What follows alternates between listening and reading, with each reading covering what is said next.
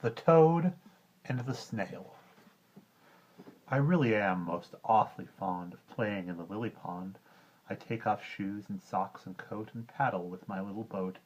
Now yesterday, quite suddenly, a giant toad came up to me.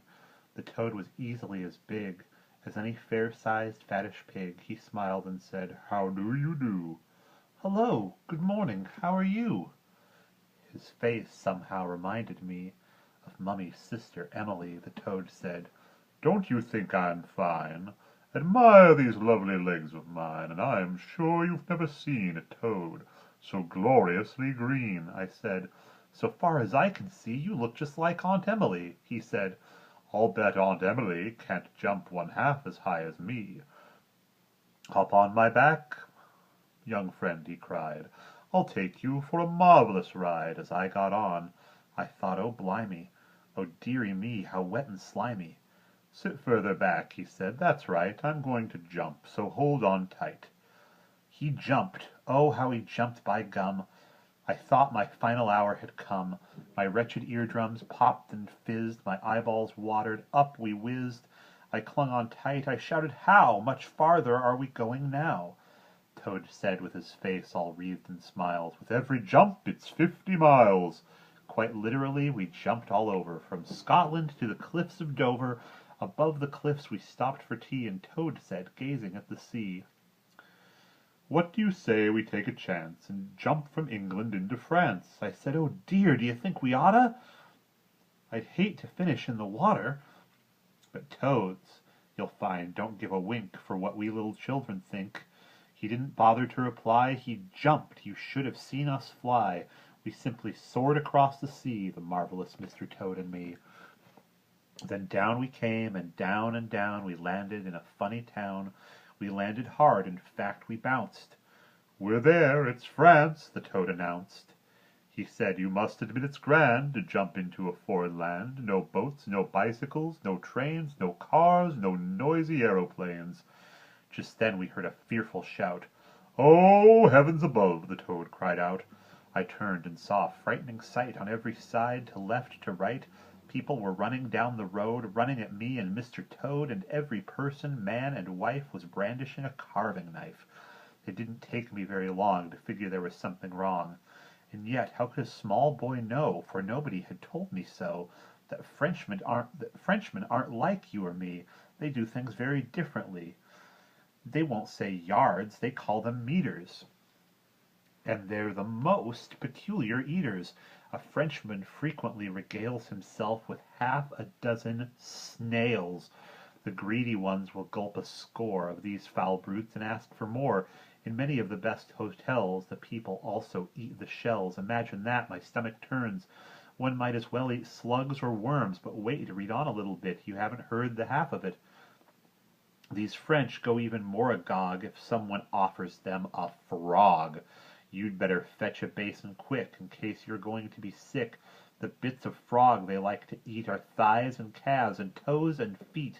The French will gobble loads and loads of legs. They chop off frogs and toads. They think it's absolutely ripping to guzzle frog legs, fried and dripping. That's why the whole town and their wives were rushing us with carving knives. They screamed in French, "Well, I'll be blowed! What legs there are upon that toad! Chop them, skin them, cook them, fry them! All of us are going to try them!" "Toad," I cried, "I'm not a funk, but ought we not to do a bunk? These rascals haven't come to greet you. All they want to do is eat you."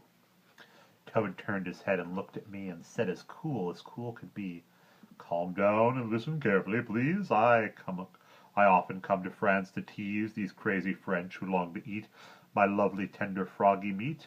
I am a magic toad," he cried, "and I don't ever have to hide. Stay where you are, don't move," he said. He pressed a button on his head. At once there came a blinding flash, and then the most almighty crash, and sparks were bursting all around, and smoke was rising from the ground. When all the smoke had cleared away, the Frenchmen with their knives cried, "Hey, where is the toad? Where has he gone?"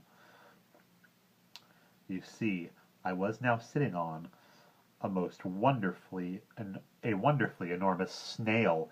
His shell was smooth and brown and pale. and I was so high off the ground that I could see for miles around. The snail said, "Hello, greetings, hail. I was a toad, now I'm a snail. I have changed the way I look to save myself from being cooked." "Oh, snail," I said, "I'm not so sure. I think they're starting up once more." The French were shouting, "What a snail! Oh, what a monster! What a whale! He makes the toad look titchy small.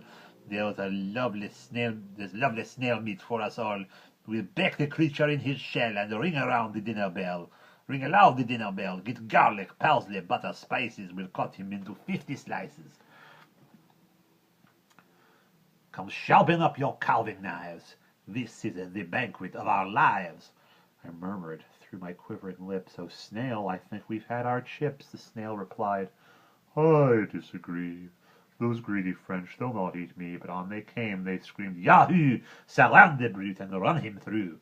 Good gracious, I can almost feel the pointed blades of the shining steel. But Snail was cool as cool could be. He turned his head and winked at me and murmured, "Au revoir, farewell," and pulled a lever on his shell. I looked around. The snail was gone. The snail had gone, and now who was I sitting on? Oh, what relief, what joy, because at last I'd found a friend. It was the gorgeous, glamorous, absurd, enchanting roly-poly bird. He turned and whispered in my ear, "Well, fancy seeing you, my dear." Then up he went in glorious flight. I clutched his neck and hung on tight. We fairly raced across the sky, the roly-poly bird and I, and landed safely just beyond the fringes of the lily pond. When I got home I never told a solitary single soul what I had done or where I'd been or any of the things I had seen. I did not even say I rode upon a giant jumping toad, because if I had, I knew that they would not believe me anyway. But you and I know well it's true. We know I jumped, we know I flew. We're sure it all took place, although not one of us will ever know. We'll never, never understand why children go to Wonderland. And that's the end.